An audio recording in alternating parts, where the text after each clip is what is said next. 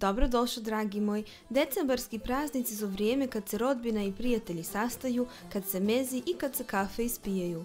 Zato sam se odlučila da za kraj godine i kao poklon svima vama koji me pratite objavim video o turskoj i bosanskoj kafi, jer kao što svi dobro znamo, kafu ne pijemo samo kako bismo se razbudili, ona je također i jako bitan kulturni faktor. Video je namijenjen početnicima u pripremi kafe, zato pravimo korak po korak i počinjemo kod džezve.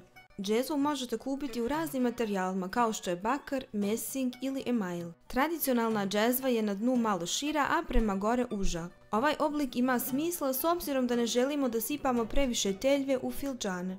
Ovo je moja omiljena džezva koju svakodnevno koristimo, a to je džezva od emaila. Ne pitajte me zašto, ali to je stvar navike i nekako mi je ova crvena najdraža. Znači koju ćete na kraju koristiti zavisi od vašeg ukusa. Druga tema su filđani, koji mogu biti malo dekorativniji kao ovi ili onako klasični filđani koji su svaki dan u upotrebi. Izaberite filđan koji je za vas lijep za oko, jer što je on ljepši, to je i kafa ukusnija, bar tako kažu.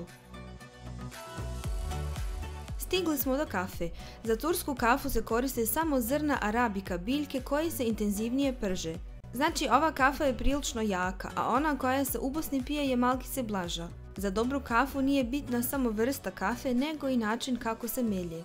Ja svoju kafu uglavnom kupujem u Bosni, gotovo prženu, mljevenu i spakovanu, a vi po želji možete kafu i sami samljati, a uskoro ću vam pokazati kako to ide.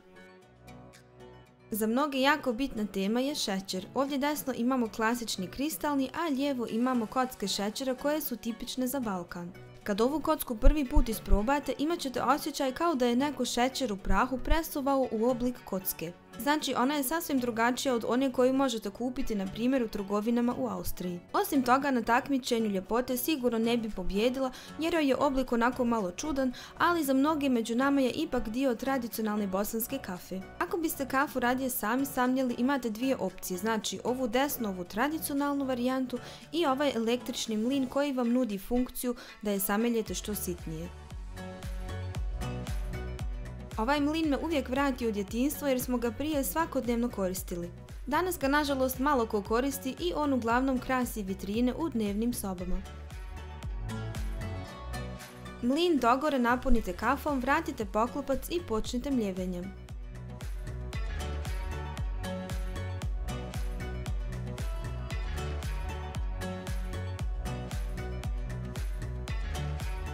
Ova mala ručica vam pomaže prilikom okretanja ovog dijela, mada vam ipak mogu obećati da će vas ruke zaboljeti. Naš glavni posao kao djeca je bio da se pobrinemo o tome da uvijek imamo dovoljno svježe mljevene kafe u kući, a kako je to izgledalo pokazat će vam moja kćerka.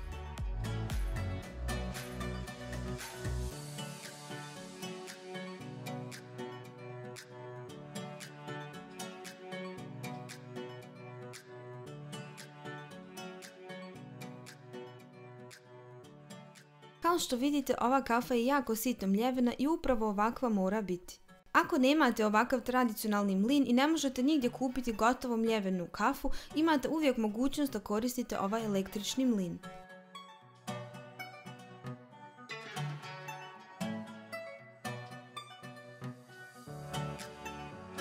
Ova kafa nije tako lijepo sitno mljevena kao iz tradicionalnog mlina ili ona kupljena, ali se ipak može koristiti. Sad ću vam još pokazati kako da napravite kajmak bez kojeg mnogi ne mogu zamisliti kafu. Ja volim da miješam puno masno mlijeko i slatko vrhnje i to se radi u jednoj tavi. Jer što je veća površina, to ćete imati i više kajmaka. Ako ne koristite kupovnu nego svježe domaće mlijeko, možete izostaviti slatko vrhnje jer ono ionako ima dovoljno masnoće. Mlijeko samo kratko prokuhajte pa smanjite vatru na drugi ili treći stepen od 9. Kuhajte sve skupa otprilike 30 minuta. Ubrzo će se stvoriti tanki sloj kajmaka, ali kako bi on bio malo deblji i stabilniji, potrebno mu je barem pola sata kuhanja. Gotovi kajmak možete odmah koristiti ili ga prvo ohladiti. Ako imate isti problem kao ja i vaš šporet na indukciju odbija sve vrste džezve, preporučujem vam da sebi kupite ovako malu ploču za kuhanje, pomoću koje ćete moći sve džezve koristiti. Prvo ćemo da pripremimo tursku kafu koja se prilično razlikuje od bosanske. Pripremite mljevenu kafu, džezvu, hladnu vodu, filđan i šećer. Po osobi računajte fildžan ili 2 hladne vode. Ovu vodu sipajte direktno u džezvu.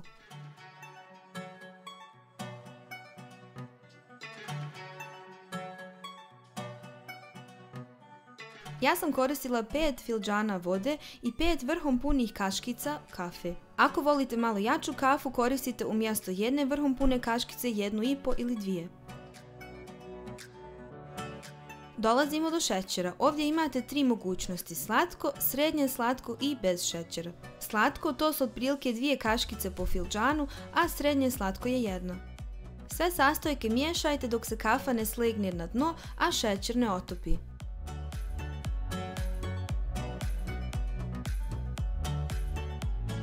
Džezvu stavite na ploču i zagrijavajte na blagoj vatri, to je 2. ili 3. stepen od 9. Ako koristite previše jako vatru, voda će prokuhati bez da kafa razvije svoju aromu ili će izgorjeti. Nipošto ne miješajte ako ne želite da uništite ovu pjenu. Kad kafa kine, to je kad prokuha i kad se stvori debeli sloj pjene, kratko je maknite sa šporeta. Sačekajte nekoliko sekundi da se pjena malkice slegne pa je ponovo vratite na ploču. Ovaj postupak prokuhavanja ponovite 2 ili 3 puta. Kad je kafa gotova, budite brzi jer se pjena prilično brzo slegne. U svaki fildžan stavite kaškicu ili 2 od pjene. Obratite pažnju da nije svako ljubitelj ove pjene, zato obavezno pitajte svoje goste da li je žele. Tek sad se sipa kafa u fildžane. Po želji možete dodati i malo mlijeka koje se uglavnom zagrije.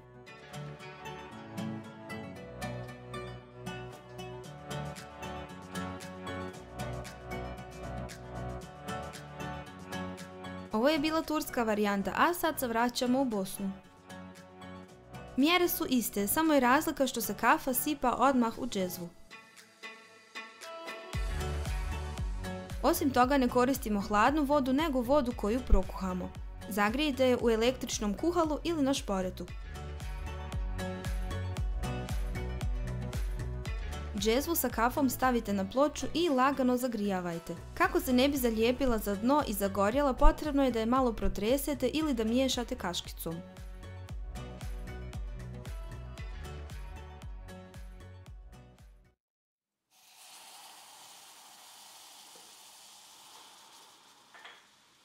Ovo takozvano pucketanje je tipični zvuk koji začujete kad se spoje vrela voda i zagrijana kafa. Znači kad osjetite miris kafe, vrijeme je da dodajete vrelu vodu. Džezvu ne napunjavajte do vrha nego ostavite malo mjesta kako bi se pjena mogla razviti. Sad slijedi isti postupak kao i kod turske kafe, znači zagrijavate je jedno 2 do 3 puta i maknete sa šporeta. Osim toga svako malo dodajete vrele vode dok džezvu ne napunite. Pošto se ubosni šećer ne stavlja u džezvu, potrebno je da svoje goste pitate da li žele sitni šećer ili šećer u kocki. Ako je sitni šećer, stavite 1 kaškicu u fildžan. A što se tiče kocke, pripremite 2 i stavite ih pored fildžana.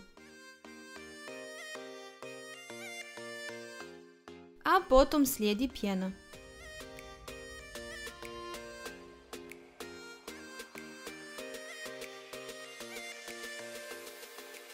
Karakteristično za bosansku varijantu je i kajmak. Svaki put kad bih sa mamom pila kafu, ona bi nam pripremila 1 tavu ovog žutog zlata.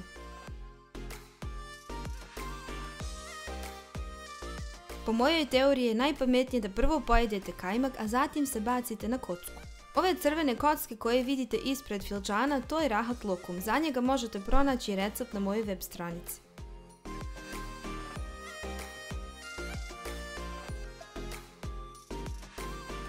Sve bitne informacije na ovu temu, a i recept za isprintati vas čeka na mojoj web stranici www.hanumakoh.at, a linkovi do proizvoda koje sam koristila u videu, kao što je električni mlin i ploča za kuhanje, vas čekaju u opisu videa. Hvala vam na gledanju i ostanite mi vjerni i u 2020. godini.